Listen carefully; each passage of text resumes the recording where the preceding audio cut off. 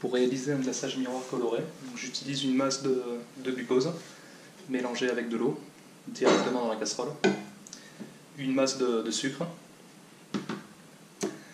ensuite une masse de chocolat blanc que je vais colorer ici avec du colorant rouge liposoluble, donc qui a la propriété de se dissoudre assez facilement dans les matières grasses, donc notamment celle du chocolat, plus une masse de lait concentré sucré. Niveau matériel, donc il est indispensable, et je reviendrai là-dessus après, d'avoir un excellent mixeur. J'utilise un mixeur Bamix. Et puis il faut également un thermomètre qui va permettre de contrôler la température du sirop.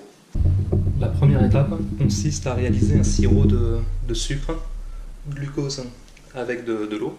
Donc j'ai déjà effectué au préalable toutes les pesées. Donc ici j'ai une masse de glucose avec de l'eau, auquel je rajoute le sucre en poudre. Et pour pouvoir réaliser ce sirop, on va porter en fait ce mélange à la température assez précise, d'où l'utilisation du thermomètre.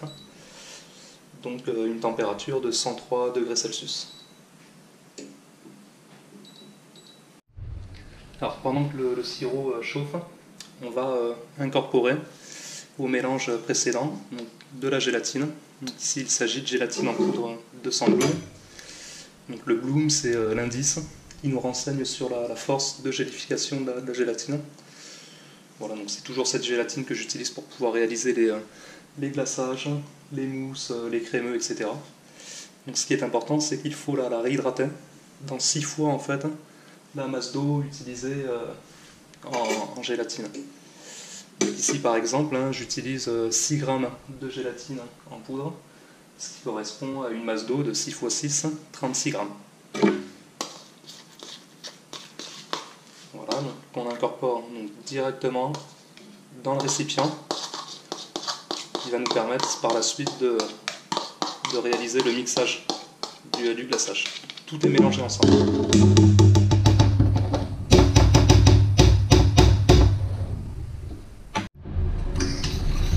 Voilà, donc là on est proche de la température souhaitée. Il faut vraiment en fait atteindre les 103 degrés Celsius. À cette température, en fait, on a le sirop qui est complètement à ébullition, avec une mousse blanche qui se forme en surface. Là, ça y est, on y est. Donc j'arrête. Et aussitôt, en fait, je vais verser sur le mélange de tous les autres ingrédients. De cette manière.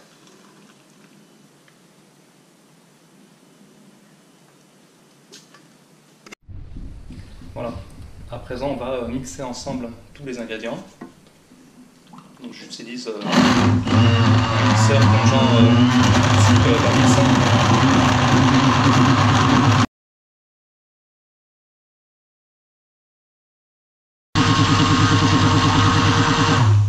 Voilà, donc je vais m'arrêter pour donner quelques explications.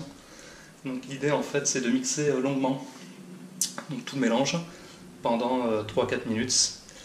Il ne faut surtout pas en fait incorporer d'air, d'où l'utilisation en fait d'un mixeur type Bamix qui crée en fait un remous qui va permettre d'entraîner les bulles vers l'intérieur du mélange, donc d'aspirer en fin de compte les bulles, ce qui évite bien la formation d'air à l'intérieur du mélange.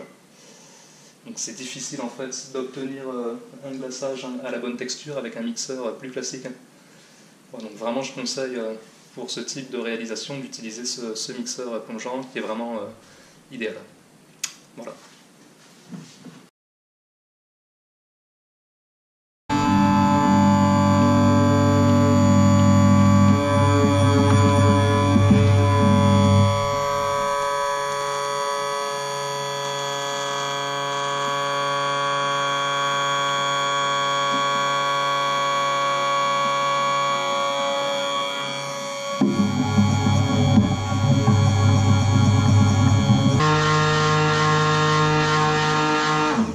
Voilà, donc quand le glaçage a une texture bien homogène, donc bien fluide, et bien on arrête de mixer.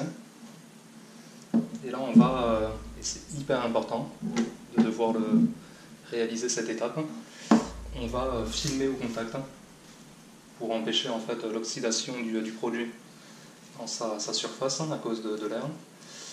Et si on fait ça, c'est parce qu'on va le laisser en fait refroidir pendant au minimum 6 heures.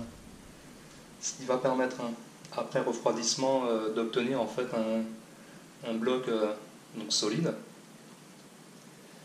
Et après remixage pendant 1 minute, donc juste avant en fait de glacer les entremets, eh bien on va pouvoir éliminer donc les éventuelles bulles d'air qui sont formées à l'intérieur du liquide, et donc avoir une texture bien lisse et homogène.